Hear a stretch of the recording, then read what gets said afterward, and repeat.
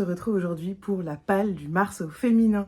Ce challenge que j'aime beaucoup, j'attends le mois de mars avec impatience chaque année. J'ai toujours quelques livres que je glisse dans mes notes pour être sûre de les lire à ce moment-là, des livres qui me font envie à ce moment-là. C'est un challenge donc qui est organisé par Flo de Flow & Books sur Instagram et sur YouTube.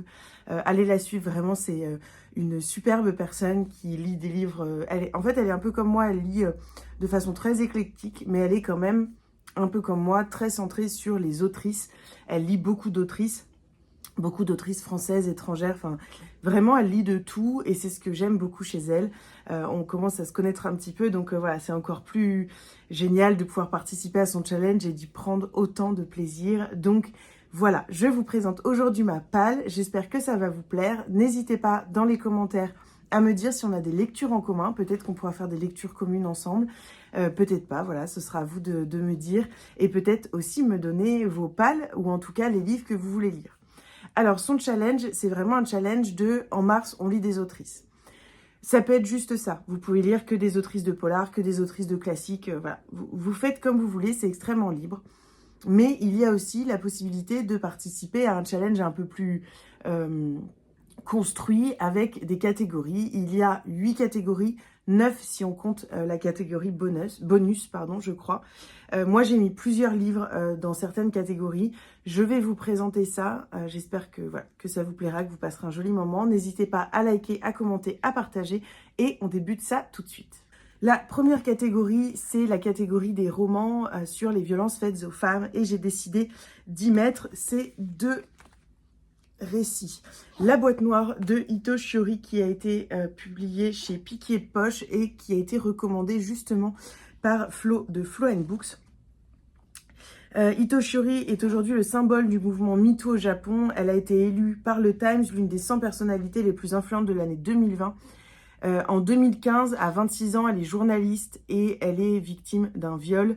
Elle va être confrontée à la mauvaise volonté des pouvoirs publics et au silence des médias. Et donc, elle mènera une enquête sur sa propre affaire. Et ce livre que vous avez entre les mains est son histoire, sa voix et surtout son combat pour faire changer le regard que porte la société japonaise sur les victimes d'agressions sexuelles. Ça fait très longtemps que je veux lire ce livre, donc voilà, ça va être chose faite. Et j'ai hâte, vraiment hâte de le découvrir, surtout après le retour de Flo. J'ai également dans ma pile à lire pour cette catégorie Le Seuil de Fanny Vella. C'est publié chez Le Courrier du Livre Graphique.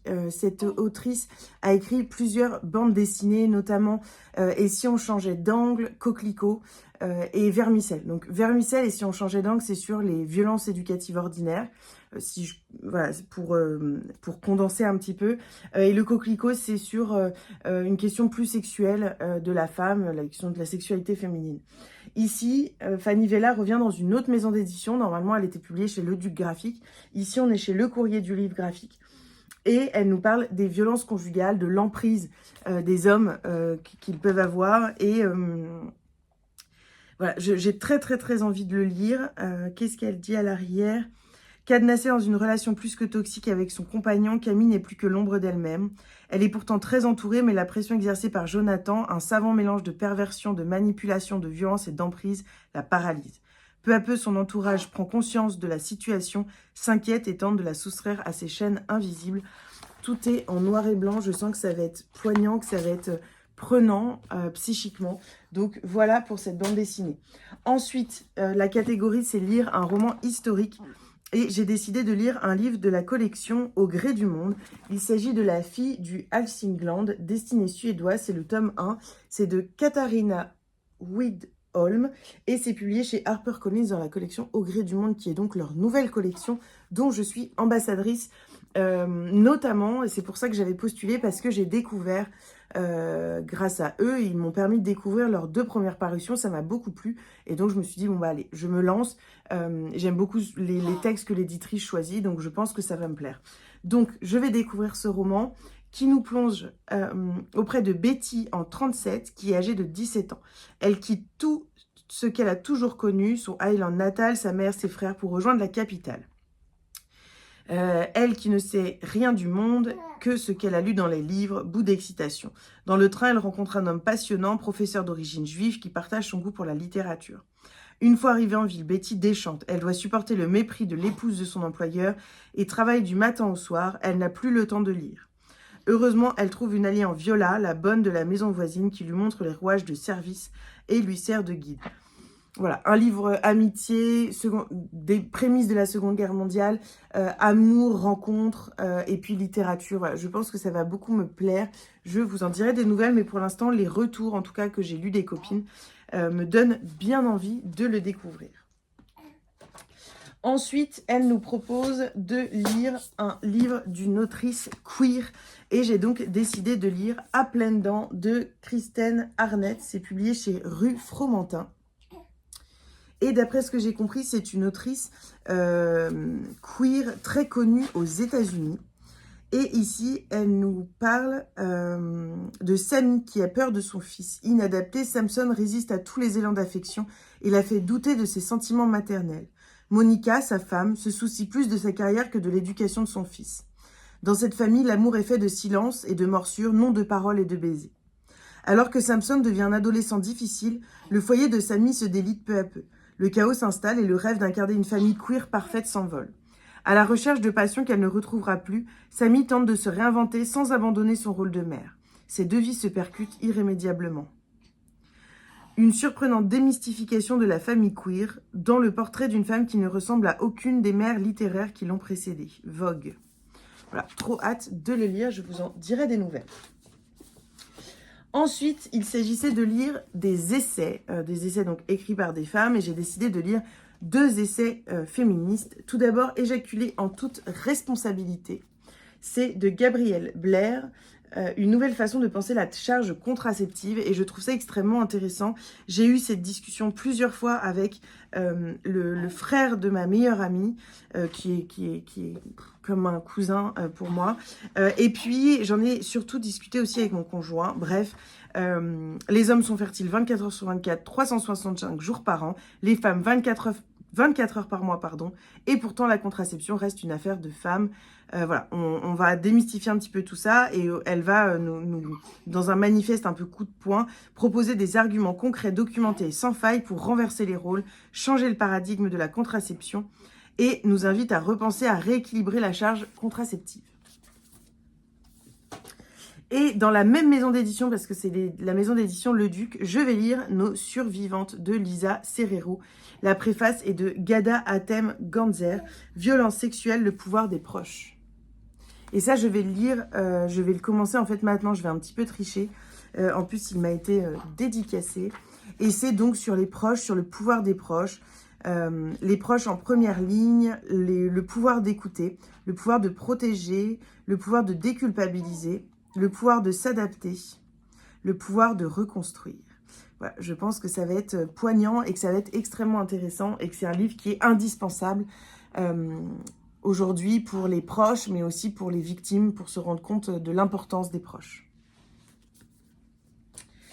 Elle nous propose ensuite de lire une biographie ou autobiographie, et j'ai décidé de lire La promesse de Marie Delattre. Il s'agit d'une révélation pocket de cette année.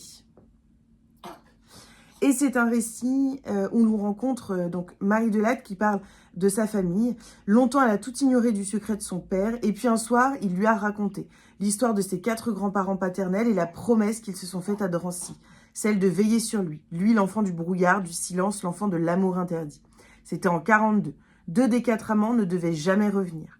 Entre le devoir de taire et la nécessité de dire, Marie, elle a choisi. Pour ses filles, elle l'écrit. Je pense que ça va me toucher.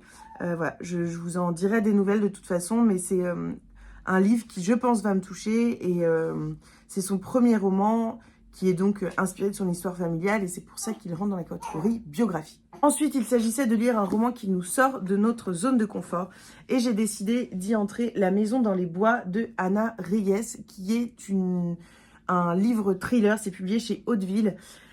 On rencontre Maya qui voit une de ses amies Aubrey s'effondrer devant un homme et mourir, devant Franck. Et puis 7 ans plus tard, elle va regarder une vidéo sur YouTube et elle va voir une autre femme mourir également devant Franck. Maya décide alors de retourner dans sa ville natale du Massachusetts pour découvrir ce qui s'est réellement passé. Et elle va trouver la réponse dans la cabane au fond des bois que Franck lui avait fait visiter. Digne des chalets de contes de fées, unique et captivant. La Maison dans les Bois est un best-seller du New York Times. Je vous en reparle. Je vais forcément sortir de ma zone de confort. Et en même temps, je l'ai demandé à Hauteville parce que la couverture m'appelait et que j'aimais bien le résumé. Je me suis dit que, voilà, que ça pouvait changer. Donc, je vais le lire dans cette catégorie de sortir de sa zone de confort. Ensuite, un roman d'une femme qui a marqué son temps. Et selon moi, une femme qui a marqué son temps et qui est peu connue, et d'ailleurs j'en ai fait un post sur Instagram où je questionne un petit peu le manque d'édition collector, le manque de place qu'elle a dans la littérature française, en tout cas dans le monde de la littérature française plutôt. Il s'agit de La Recluse de Wilfell Hall, de Anne Brontë. Je crois qu'il a d'autres titres dans d'autres maisons d'édition. Moi, c'est celle-ci que j'ai choisie. Il s'agit de l'édition Libretto, qui m'a été conseillée par ma libraire. Donc, je l'ai écoutée sans me poser de questions. Et c'est une femme qui est donc la sœur de Charlotte et Émilie, les autrices de Jane Eyre et des Hauts de Hurlevent notamment. Et ce livre est, d'après ce que j'ai compris, un des premiers romans féministes dans la littérature. Donc, voilà, il devrait avoir une place, une grande place. Pour moi, c'est un roman qui a marqué son temps. En tout cas, je vais le découvrir et je vous confirmerai voilà, les pensées en tout cas que j'ai avant de le découvrir. Mais il paraît que c'est très bien écrit et que c'est vraiment un roman très féministe et très avant-gardiste. Donc, j'ai trop hâte de le découvrir. On découvre donc une mystérieuse nouvelle locataire de Wilfell Hall. D'où vient cet artiste qui se fait appeler Mrs. Grahams, se dit veuve et vit comme une recluse avec son jeune fils. Son arrivée alimente toutes les rumeurs dans la petite commune et éveille l'intérêt d'un cultivateur. Né entre un amour qu'elle refuse de toutes ses forces. De plus, la famille de Gilbert s'oppose à cette relation et petit à petit, Gilbert lui-même se met à douter de sa secrète amie. Pourquoi un voisin, Frederick Lawrence, veille-t-il si jalousement sur elle? Entretient-il une relation? Publié en 1848, La Recluse de Wilfell Hall analyse sans concession la place des femmes dans la société victorienne. Ce livre est aujourd'hui considéré comme l'un des premiers romans féministes.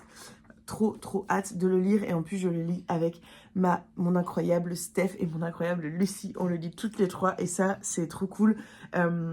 C'est deux femmes que j'adore. J'ai des relations particulières avec les deux et des petites choses qui font que c'est assez incroyable, voilà, de se connaître et de s'être rencontrés.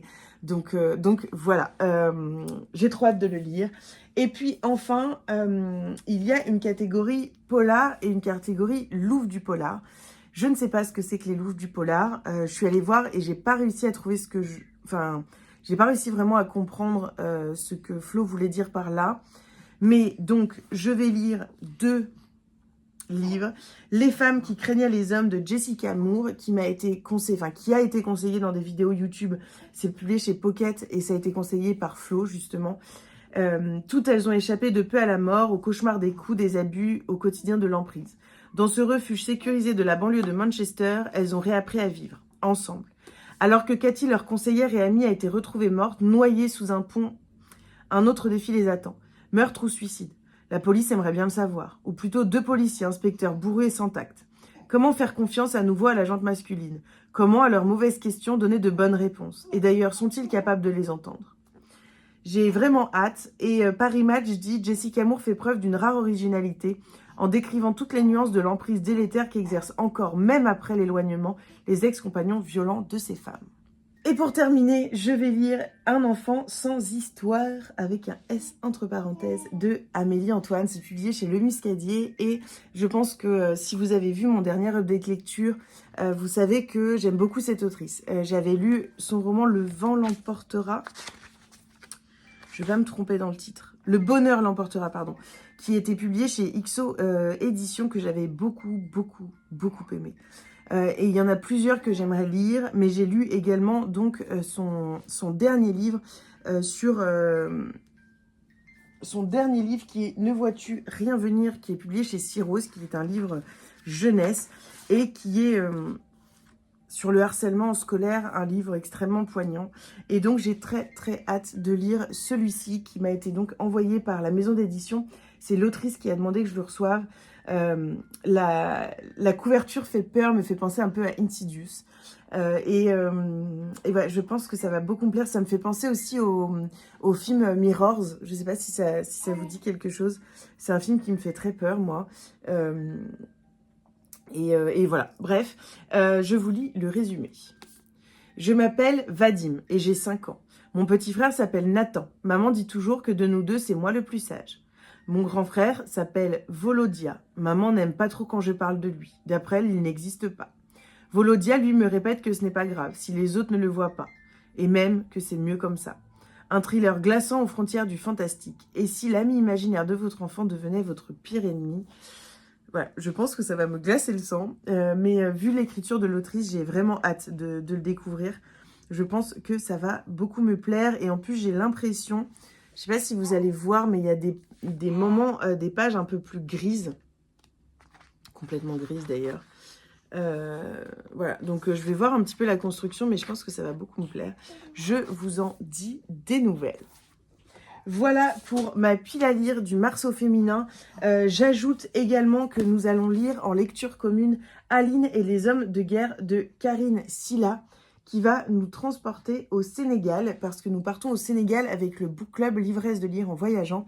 Donc n'hésitez pas à venir vers moi sur Instagram, m'envoyer un message pour que je vous rajoute à la lecture commune, ou si vous avez envie de participer d'ailleurs au book club, n'hésitez pas à me le dire pour que je vous rajoute.